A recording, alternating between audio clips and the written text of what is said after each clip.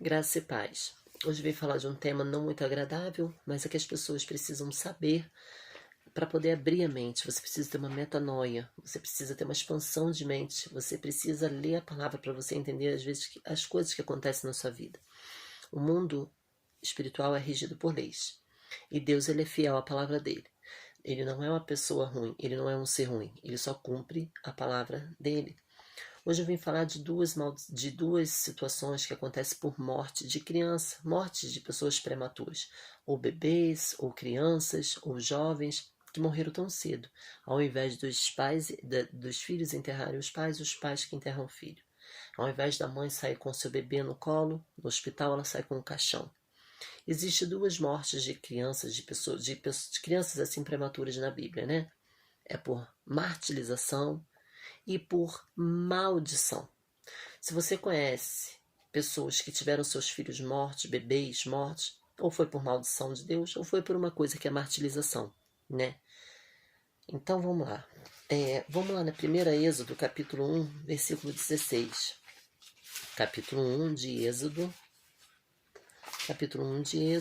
versículo 16. Para você entender como a situação é grave. E disse: quando ajudardes a dar à luz as hebreias e as virdes sobre os assentos, se for filho, matai-o, mas se for filha, então viva. Aqui era Faraó mandando as parteiras matarem todos os filhos meninos das hebreias, porque o povo estava crescendo muito e ele ficou com receio daquele povo se voltar contra ele depois. Aí lá no versículo 22 diz assim: então ordenou Faraó a todo o povo, dizendo: a todos os filhos que nasceres, lançarás no rio, mas todas as filhas guardarás. Aqui é uma morte por martirização, pessoa ruim, né? Que está querendo fazer covardia. Mateus, vamos lá para Mateus, capítulo 2, versículo 13. Capítulo 2, versículo 13 diz assim: e tendo ele se retirado, eis que um anjo do Senhor apareceu a José num sonho, dizendo: levanta-te, toma o menino e sua mãe e foge para o Egito, e demora-te lá até que eu diga, porque Herodes há de procurar o menino para matar. Isso aqui era Herodes querendo tirar a vida de Jesus. Então um anjo apareceu para José, o seu pai, e falou: vai para o Egito e demora lá. Demora lá e espera eu falar que você pode sair de lá, porque procura Jesus, né? Procura o menino para tirar-lhe a vida. Isso é uma morte por martirização. Pessoas ruins que querem fazer martírio com a vida das outras pessoas. Agora vamos para a morte mais comum, que acontece muito hoje em dia, e é por causa disso que muitas crianças morrem, porque é por maldição. Ah, você não acredita não? Então vamos lá. Vamos lá na primeira Êxodo, capítulo 12, versículo... Vamos para Êxodo de novo, capítulo 12, versículo... capítulo 12, versículo 29. Vamos lá. E aconteceu que, à meia-noite, que o Senhor feriu a todos os primogênitos na terra do Egito, desde o primogênito de Faraó, que se sentava em seu trono, até o primogênito do cativo, que estava no cárcere. Aqui muitas pessoas morreram, jovens, muito jovens, prematuro, né? Aqui foi por maldição, maldição do Senhor, do próprio Deus, que ele ordenara que Faraó liberasse o povo para poder adorá-lo no deserto, mas Faraó, depois de nove pragas, ele não liberou. O Senhor enviou a 10ª, que foi a morte por maldição, né? Vamos lá para 2 Samuel, capítulo 12, versículo 16. Capítulo 12, 2 Samuel, capítulo 12, versículo 18.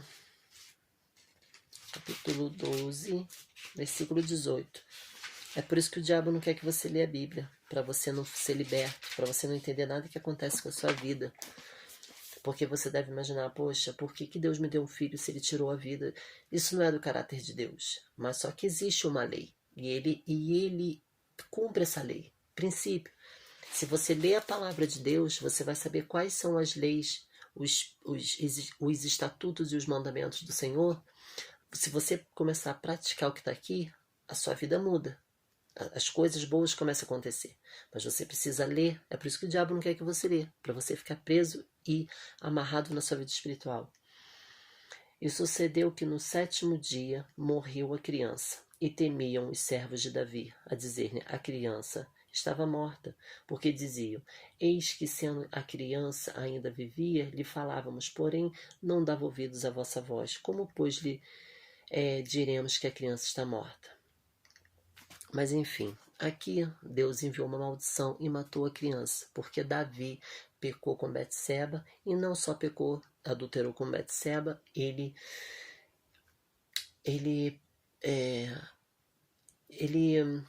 promoveu a morte de Urias, né? Ele arquitetou a morte de Urias, colocou Urias na frente da batalha para matar o marido de Betseba, porque eles não tiveram relação, né?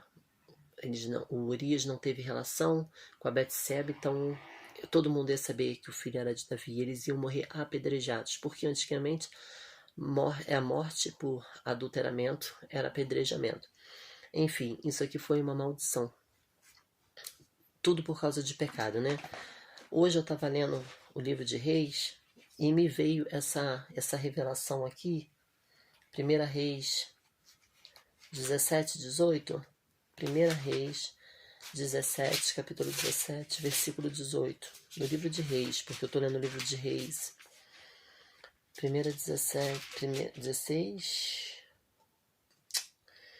Reis 17, versículo 18. Olha só. Então ela disse a Elias, que tenho eu contigo, homem de Deus? Viestes a mim para trazerem à memória a minha iniquidades e matares o meu filho? Aqui Elias estava hospedado na casa da viúva, porque Deus mandou ele para lá. Ela ali estava sustentando a Elias, porque estava sem chover, então não tinha nada para comer. E Deus fez um milagre ali naquela situação. O filho da viúva morreu. Ele pegou o filho, levou para o 2º andar, onde ele estava dormindo. Na sua própria cama, ele se debruçou em cima do menino, orou a Deus, o menino foi e voltou à vida. Porém, olha o que ela fala, mais uma vez, por causa de iniquidade. Iniquidade, para quem não sabe, é pecado. Então ela disse a Elias, que tenho eu contigo, homem de Deus? Vieste para trazeres à memória minha os meus pecados e matares o meu filho? Para você ver o que o pecado faz. Aonde que está escrito isso tudo por causa dos pecados? Vamos lá para Êxodo, capítulo 20. Êxodo, capítulo 20. Capítulo de Êxodo, versículo 5, diz assim, capítulo 20, versículo 5. Porque eu sou o Senhor, teu Deus zeloso, que visito a iniquidade, ou seja, os pecados dos pais nos filhos, até a 3ª e a 4ª geração daqueles que me odeiam. A partir do momento que você peca contra o Senhor, você odeia o Senhor, você odeia as coisas santas. Então, ele diz aqui, capítulo 20 de Êxodo, versículo 5, eu sou Deus que visito a iniquidade, os pecados dos pais nos filhos da 3ª e na 4ª geração. Então, assim, até os bisnetos. Tem como reverter isso, Carol? Tem. Vamos lá para Levítico 20, 40. Levítico 26, 40. Diz assim, então confessarão a sua iniquidade e a iniquidade dos seus pais com suas transgressões, com que transgrediram contra a mim, como também eles andaram contrariamente para comigo. Você precisa confessar os pecados dos seus pais para uma pessoa de confiança. Está lá em Tiago capítulo 5, versículo 16, versículo 15.